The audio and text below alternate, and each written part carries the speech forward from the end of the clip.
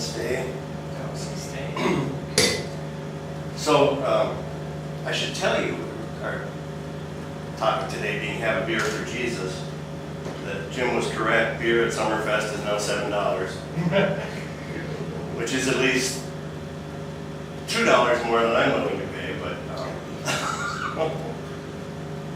but we talked about it and we decided that people who were the really heavy hitters at Summerfest, the $1 increase really only cost them $20. So all things are relative, right? Our topic today actually attracted some attention. Through a search of meetup.com, I was contacted by a reporter from the Journal Sentinel who's doing an article on spiritual groups that meet in bars and other places to have a drink. And I told him why we weren't opposed to that, and I told him we had talked about doing that maybe starting in the fall one night. Starting to drink at 1 o'clock on a Sunday afternoon was probably a little early for a lot of us, but not necessarily for all of us. But it brings up that thing in this topic. The reason that I chose Have a Beer for Jesus, of course, as the topic today is because Jesus is talking about, on the one hand, the truth that some people are never happy no matter what you do. That John the Baptist came, and John the Baptist was, he fasted, he didn't drink, he was everything evangelical fundamentalism would love, except he dressed a little raggy and had a strange diet. And Jesus came and ate and drank with people at the other end of the spectrum, and both of them took heat from the religious authorities of the day. And sometimes we can really start to believe what we hear people say about what Jesus wanted.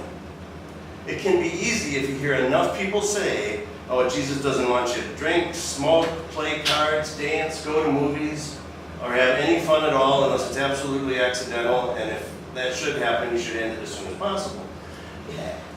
And yet, the other end of the story is, in truth, who did he hang out with?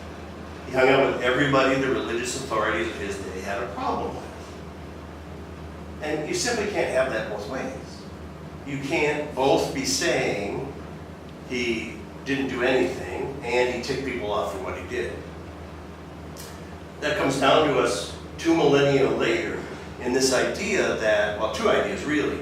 The first is that somehow there's something you have to not do, or some things you have to not do in order to be okay.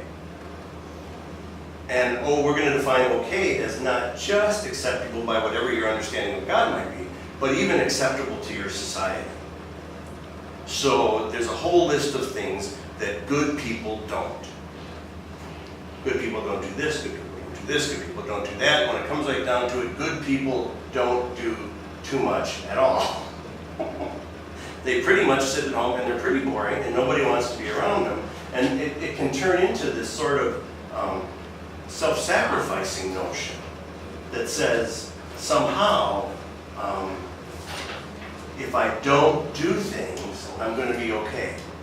And of course, that's a downward spiral. That's a downward spiral that says I'm not supposed to live. And what's the reward for not living? Well, if you are a biblical literalist, the reward for not living is that you'll get to go to heaven and be in church all day. I mean, essentially that's the description, right? You get to go, yeah, pearly gates, play harps, dress in white robes, and just worship God all day. Well, I don't know about you, and I'm a spiritual nerd, right? But the last thing I want to do is sit in church all day, not just today, but throughout eternity. And I think if that was really what it was, there'd be a whole lot of people who would get there and say, now wait, you mean I didn't have any fun for this? So, the second thing that happens is that spirituality becomes like a gas station.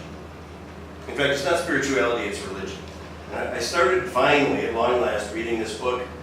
I don't pronounce Irish names very well, but I think his name is pronounced Dermot O'Murku or something like that, called Quantum Theology. And he's an Irish Roman Catholic priest. And he says that religion is what humanity does when it wants to control God. And spirituality is what humanity does when it wants to make sense of the world that it lives in. And that there's no reason that religion couldn't have spirituality too, but it doesn't necessarily.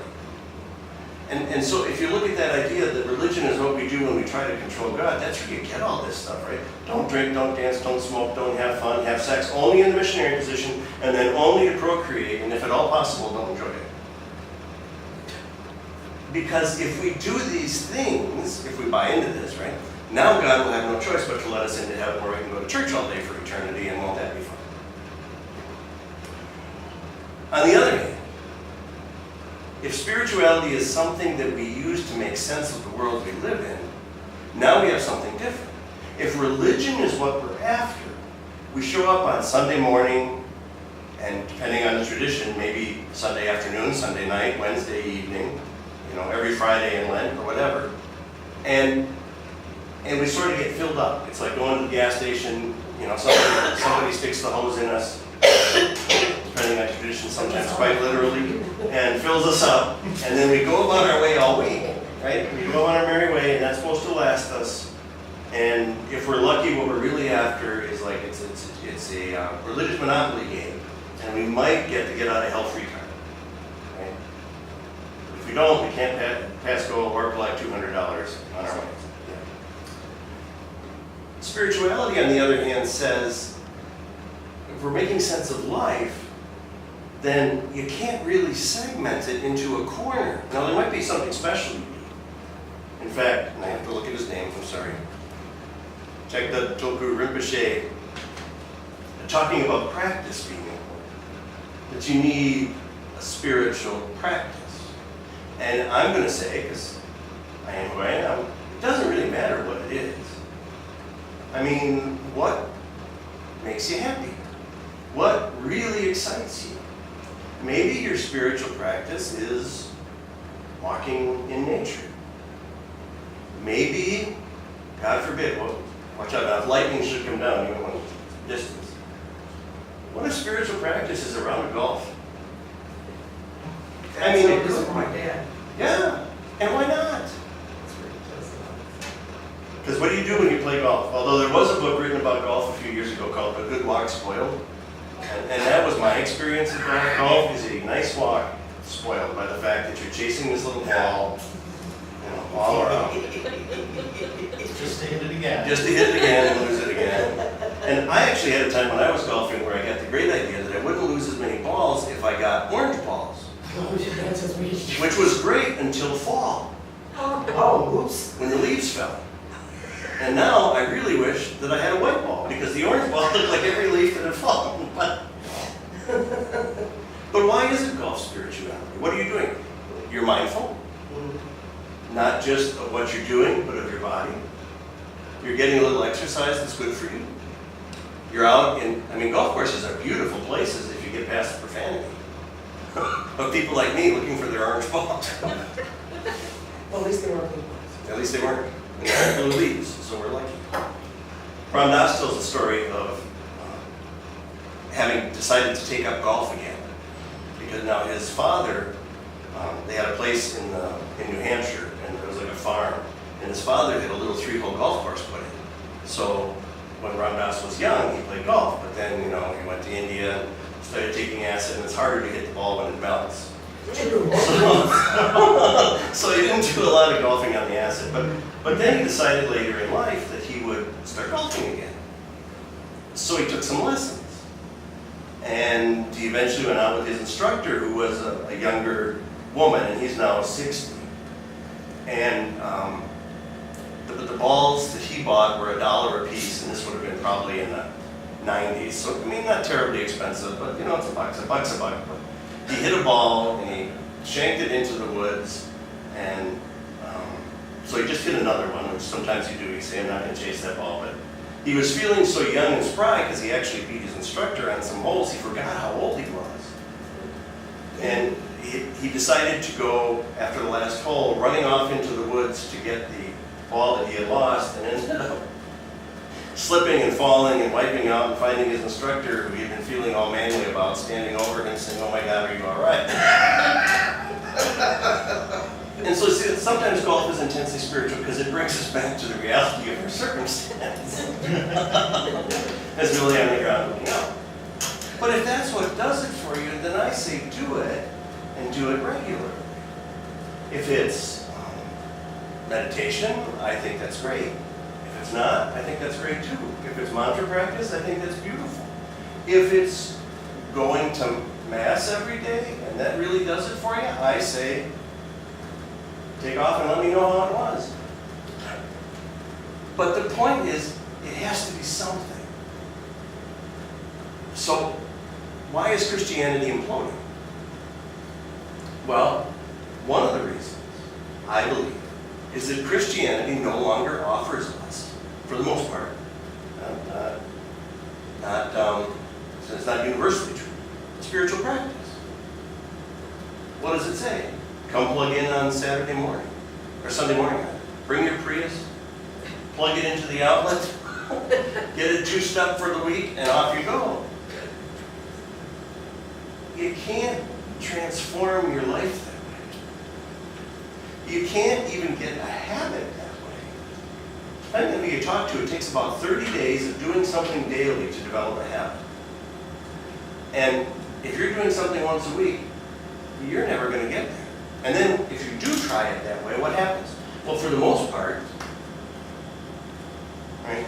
And in some places there's some gymnastics involved. Stand up, sit down, fight, right? Sometimes there's some dancing and sprinting up and down the aisle, but that's just a few select people that get to do that. And you're hearing something that you don't care about because it isn't real. In fact, you're going to have to ignore a lot of it because what's it telling you? Don't do the things you like to have fun doing. Well, when I was first studying and discerning whether I was real, I knew I was called to ministry, but where I was called, they said, oh, you have to pray the daily office every day. And if you're not familiar with that, it's basically saying a bunch of written prayers. Depending on the tradition, you might call it morning prayer and evening prayer, you might call it matins and vespers, you might, but you're reading prayers out of a book, and there's nothing wrong with it, and for a while it was really feeding me, but then after a while, it didn't anymore. And there's even times I go back to it. But that's the other thing about spiritual practice, and a lot of traditional teachers from a lot of traditions will not tell you this. There may be things that feed you for a while, and then they just leave you flat. So, I like to take the train. And unless you're just going to Chicago or something, it's almost impossible to take the train and just have one. In fact, if you're going south, you will always have two trains if you're going beyond Chicago because the train doesn't plow through the station. You don't take the train to Chicago and go, well, and get off in Chicago, or sit on in Chicago and go, somebody told me this was the train I had to take to get to Texas. And by God, I'm not getting off this train until it arrives in Texas. Right? No, you get off the train, you go find the one in Texas and get on that one. But somebody gives you spiritual practice and says, this is your spiritual practice, and we get in this place where we say, well, somebody told me this was the one, right? So this is the one I'm going to do. It doesn't feed me. I hate every minute of it. I'm filled with resentment and loathing. I'm tired of chasing golf balls through the woods. But I won't let go of it. Why? Well, because I've fallen into that place where I think by doing this I can control God. I'm building the resume, right? So when I get to the pearly gates, and heaven is a gated community because it's in a bad neighborhood. And St. Peter says, oh man, wrong door, buddy. We can go, no, look. Here's my resume. Look at all this stuff I did. and never changed and suffered through so that I could get up here and go to church all day, every day for eternity. Get out. Can we retain freedom? And can we trust ourselves enough to let go of something when it's not working, no matter how many people it works for? Here we are. And here we are, doing exactly that. I would suggest that a big chunk of institutional religion is failing because they can't go. It also can't listen. But the only reason you would lock yourself in a life of not having fun would be because you would expect something better would be waiting down the road. But would that even be worth it? Can you die without ever having lived? Yeah, people do it every day. Every day. Do you want to get to that place where Erin's coming to visit you? Only if it's her. And the end is near, right? And you're going, and you're thinking, man, I should have tried fruitcake. When you make your bucket list. That's right, that's right. No, you need to try the fruitcake. Who was the only person Jesus, the only people, what kind of people were the only people Jesus was ever critical of? Pharisees. Hypocritical religious leaders of his day. Never ever said, don't do this, don't do that, don't do this. In fact, what he said to the religious leaders of his day was, you're putting too big a burden on people's back, and that's why you get to this, my yoke is easy and my burden is light. And the funny thing is, the people that put those burdens on others never seem to put them on themselves. Not really. Well, I only know they're not doing it private. So, if there's a message to have a beer with Jesus, it's not that Jesus is likely to show up at the bar. Well, When two of us are when, oh yeah. When two of us are gathered, Jesus will be there, but he's not picking up the tab, is he? so weary. Church. The message is, spirituality is about engaging life and not running from it. It's about being intentional. I mean, that's what practice is about. But it's not about being afraid. It's not about avoiding something bad that might one day happen. And we can argue which is worse, you know. The traditional image of the fires of hell. You've heard the story about the guy that goes to hell, and the devil says, I'm going to show you 3 rooms, Oh, yeah. and you get to pick one. It's wonderful. But once you pick one, that's it. Takes them to the first one. It's a big basketball floor, wooden basketball floor. And everybody's standing on their head. The guy goes, all right, I'll see the next one. Down the hallway next door. Concrete floor. Everybody's standing on their head. The guy goes, all right, I'll look at number 3. Number 3, everybody's standing up knee-deep in horse shit, drinking coffee. And the guy says, well, you know, my uncle was a farmer. You kind of get used to the smell after a while, and I really like coffee. I'll take room number 3. The devil says, are you sure? Yeah, sure. Room number 3. Okay. Devil steps out, locks the door. Voice comes over the loudspeaker. Coffee breaks over. Back on your heads. Oh. I like that one. That's actually what I meant. But at least there was coffee. True. So which is worse? Never living in the hopes of spending eternity in a church, or living and maybe it smells a little bad now. I don't know. I'm going for